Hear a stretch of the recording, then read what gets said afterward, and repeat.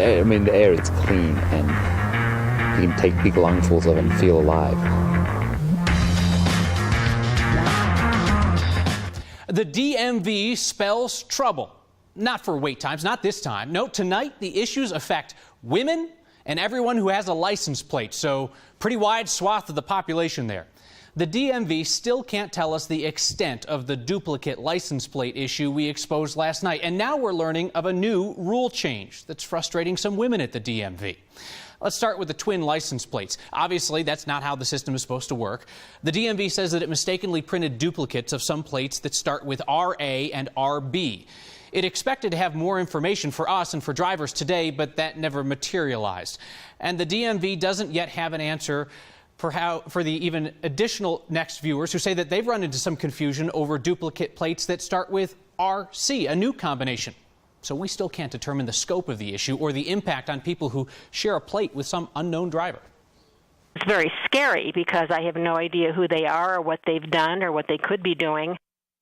If you think that you run into this same issue with a duplicate plate, please give us a shout. You can email next@9news.com or get our attention with the hashtag HeyNext.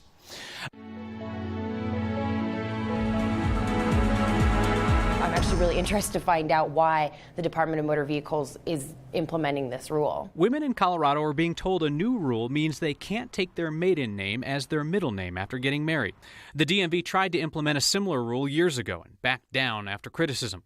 The rule is back, and so are the women who feel it's unfair, like Jennifer Lesh, a.k.a. Jennifer Wild, a.k.a. Jennifer Carlin Lesh-Wild. Even she's not sure anymore. Jennifer has a law degree from DU. Even with her legal background, she can't make sense of this. I'm having somewhat of an identity crisis. She got married recently and wants to take her maiden name as her middle name. Lots of women do. And I went to the Department of Motor Vehicles yesterday and tried to get my driver's license, and the employee there told me that I could not do that. Can't do it. As of a month ago, new rule. The DMV says it cannot legally change names. So newly married women are being told they can't drop their middle name. They're being offered the option of 4 names. Their first, then their middle, then their maiden, then their last. But Jennifer has no interest in going by Jennifer Carlin Lesh-Wild. So I was really frustrated because the Department of Motor Vehicles is basically making me go by a name that I don't go by in any other context. The DMV tells us a review of the law with the Attorney General led to the change. Media reports indicate a similar rule change back in 2008 was met with such an uproar that the DMV backed down. Not this time. When women ask the DMV to drop their middle name in favor of their maiden name, they're being told to stick it. Stick it in the middle of a 4-word name they don't want. Hopefully we can find some answers so that people know what to do.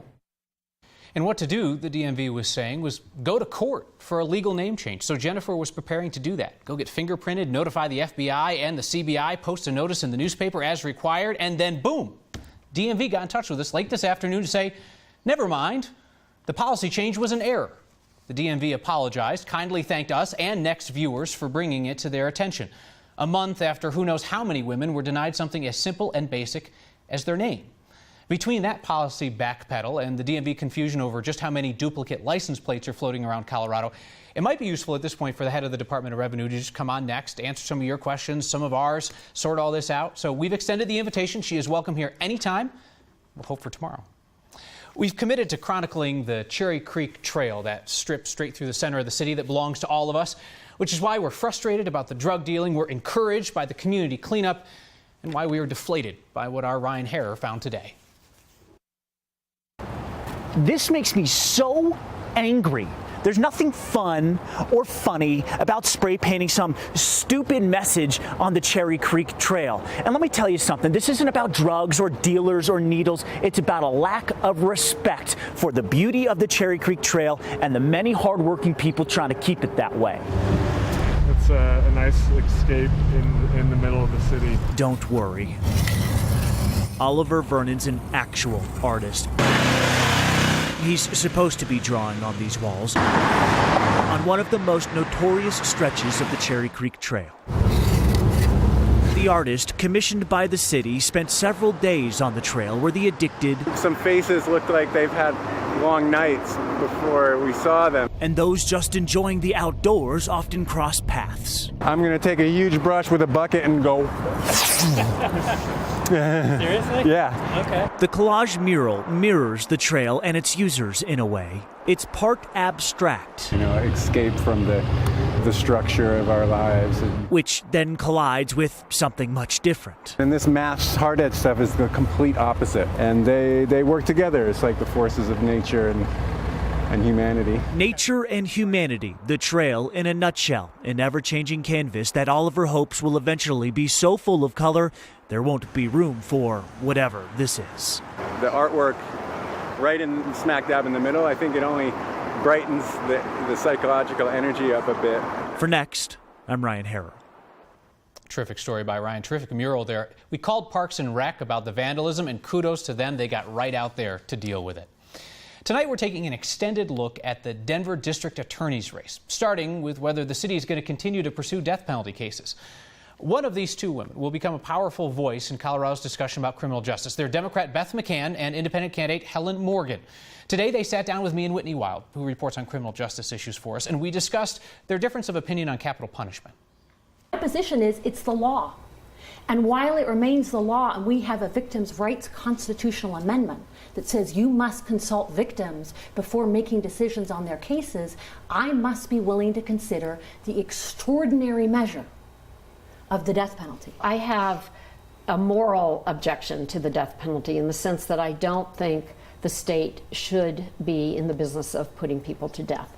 But beyond that, I think the cost, the emotional toll, and the length of time they take is just it's not an appropriate use of government resources. Our conversation continues later on Next, including how McCann and Morgan plan to mend relationships between the justice system and minority communities.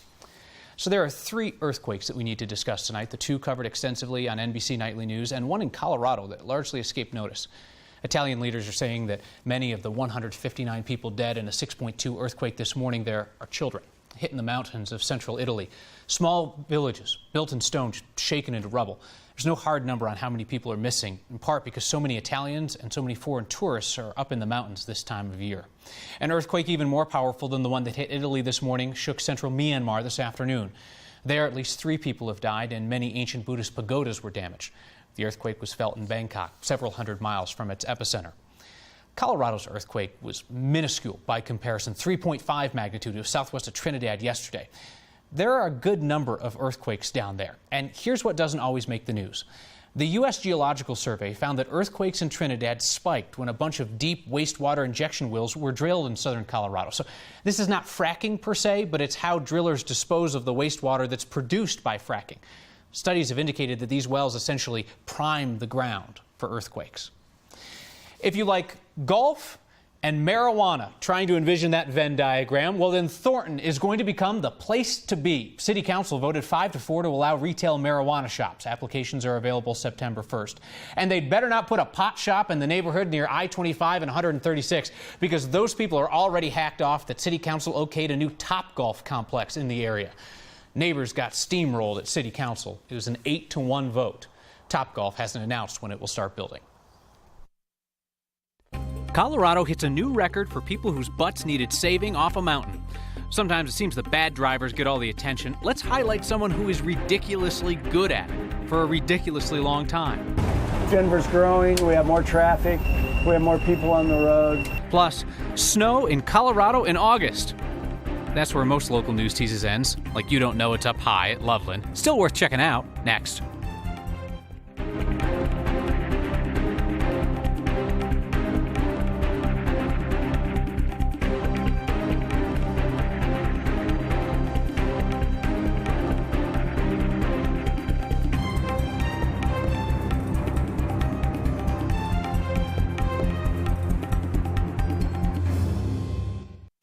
The Alpine Rescue Team's having a busy year. It's already been called out 100 times to help with search and rescue operations. The Alpine Rescue Team says it has never seen this volume of calls in its 57-year history. The 100th call of the year came in yesterday. It was a hiker lost on Mount Bierstadt. Flight for Life Colorado brought the hiker back to Guanella Pass safe and sound. Alpine Rescue says it's slammed this year and expects to pass its average of about 130 rescues in a year. The rescuers tell us it's partly more people out hiking these days, and partly that people are apt to just take their cell phone along and expect that can get them out of a jam rather than truly preparing for the hike. Our thanks tonight to the Alpine Rescue Team for watching out for all of us. And here's what they're dealing with at the tops of Colorado's peaks in August. It is snow. We have photos from our buddy at Loveland Ski Area. Dustin, good guy, loves craft beer, dogs, and a snow photo that we can all freak out about on the local news. But summer marches on down here, right, Kathy Saban? That's right, Kyle. It's going to take another day or two for it to feel like summer, but what is better than snow way up high? And then down here, some welcome rain showers and even a rainbow. So many amazing pictures coming in on Facebook and Twitter. That high temperature today of 68, look how far below average that is, and 20 degrees cooler than this time yesterday. A chilly air mass to be sure, feeling like fall, but we're tracking some thunderstorms out there that do have a little lightning in them, and the hail all off to the east of Colorado, but that will be changing tomorrow.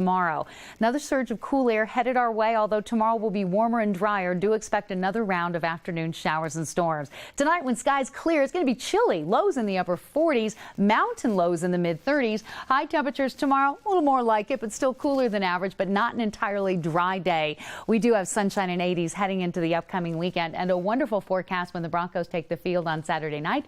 Game time temperature in the low 70s. Thanks, Kathy. The Denver District Attorney's race matters outside city limits. In November, city voters will elect one of Colorado's most prominent voices on the law and justice. As we return to our conversation with the candidates, we should note we mistakenly swapped their names when they appeared in the first segment. That was my error. They're correct here. We're joined now by the candidates for Denver District Attorney, the Democratic candidate, Beth McCann, the independent candidate, Helen Morgan. Good evening. And Whitney Wild joins us. She reports on crime and justice issues for us here.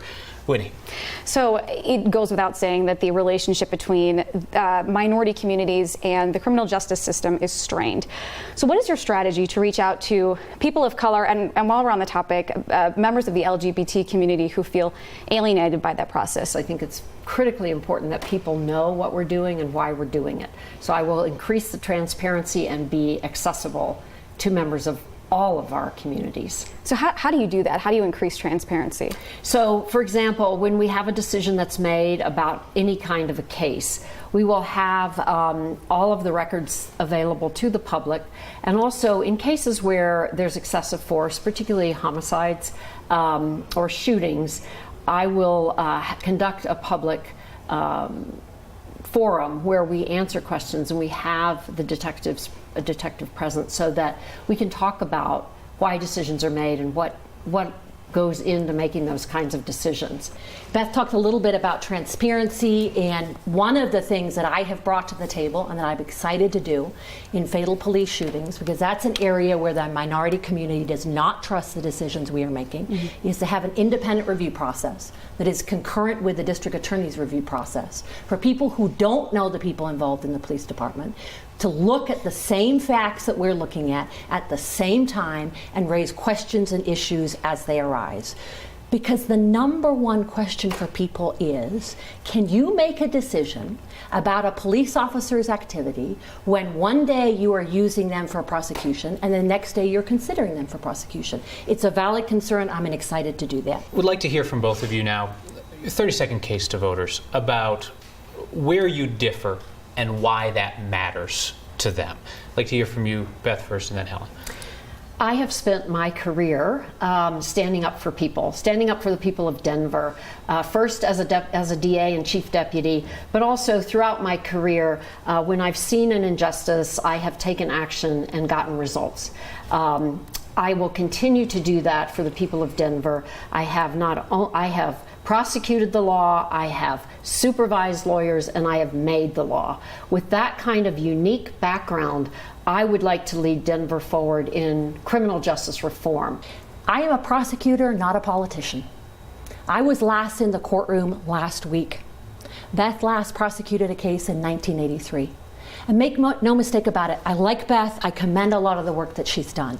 But leading the district attorney's office requires expertise and innovation and leadership and proven ability to change. Denver deserves somebody who is independent and who will make decisions based on facts, not politics. Independent candidate Helen Morgan, Democratic candidate Beth McCann, both running for Denver District Attorney. We invite you to check out our full conversation on 9news.com. Did you see the weird-looking plane that flew into Buckley this morning? It's the Super Guppy. Next viewer Kevin Snow tweeted us a photo, #HeyNext. There are other planes that can carry more weight, but the Super Guppy is among the largest in internal dimensions. It's used to transport oversized cargo, stuff that can't fit through rail tunnels or along narrow roads or under low bridges. The plane is flying out of Buckley Air Force Base in Aurora tomorrow, if you want to keep an eye out. We're told it's on some kind of mission for NASA. They couldn't tell us any more, or they'd have to kill us, and then we have to cancel next, and there's a whole domino effect. You get the idea.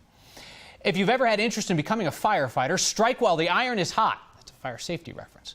15 fire departments in Colorado are streamlining the process to hire new firefighters. They're teaming up to create one hiring pool. So instead of a potential new firefighter paying $125 to take the qualifying test for each agency over and over again, now they can pay for one test and then decide where they'd like to work. Adams County, Arvada, Littleton, Longmont, North Metro, and Westminster are among the agencies participating. They're rolling out this new pooling program this week. There's a similar program up in northern Colorado. The next dates for testing for the pool are in October. You can find details on the next Facebook page. This following story isn't about a driver who ruined someone's life today. It isn't about a 7-time DUI offender or someone who caused a bad crash. This is about a good driver, actually one of the best. He's logged more miles than most of us probably ever will, and his driving record is pretty sparkly clean. And he tried to train our Steve Staeger. Put your belt on. Okay. And away we'll go. Let's see. Got the uniform, complete with the short shorts, and I've got the expert trainer, Stan McKinster. I'm just shy of 39 years. 39 years, 600,000 miles logged, 4 million packages delivered. And in all that time, I've had one little accident. I bumped a DU professor in February of 1986. But that's it, which explains why he's part of UPS's Circle of Honor. Drivers who've had more than 25 safe years behind the wheel at work. No at-fault accidents in his truck, no speeding tickets either. What's your driving record like in your personal car? I think I've had one ticket in my entire life. He credits muscle memory. Before we back, we honk so that people know that we're backing. And reflexes. I credit his self-control. You gonna race this guy or no? No, I won't race him. Bottom line, when you care that much about your job, you do well. Would you ever have done any other job? You know, I don't know. I have a love for kids. I could have been a teacher and a coach, I think, when I really look back at things. My residential routes I've had a lot of families and kids, and I've gotten to bring them a lot of joy with the different holiday presents that they've received. So that's been fun. And when you've got a record like that, you're always striving to do something better. So 600,000 miles, how many more? I'm actually thinking of retiring in January, but my plan is to go drive a school bus. You seem like you'd have the references to be able to pull it off. Well, I hope so.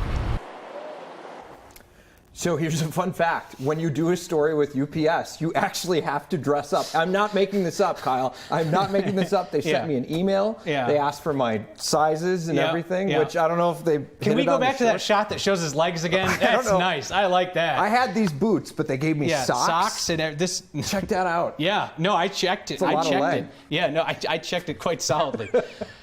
Steve Staeger, everybody. Hey, DMV got back to us about the duplicate plates since the start of this newscast. We're back with that. Hey, new information from the Colorado DMV in since the beginning of this newscast. They're now telling us they have spotted 219 duplicate license plates. That's out of the 1.3 million registered last year. They think that the error was confined to plates from December of 2015. We'll follow up with them, and the invitation for them to come on still stands. All right, special delivery. Just get those shorts out of here. No more about the shorts. Hey, on Twitter, Randy Ackerman says, your comment about deep injection wells priming earthquakes is speculation and opinion, not proven fact. You gave opinion. All right, Randy, so that's actually a USGS study about Colorado-specific earthquakes that did link them to wastewater injection. I love you, Randy, but science that you don't like is not opinion. It's still science. And there will be more right here next time.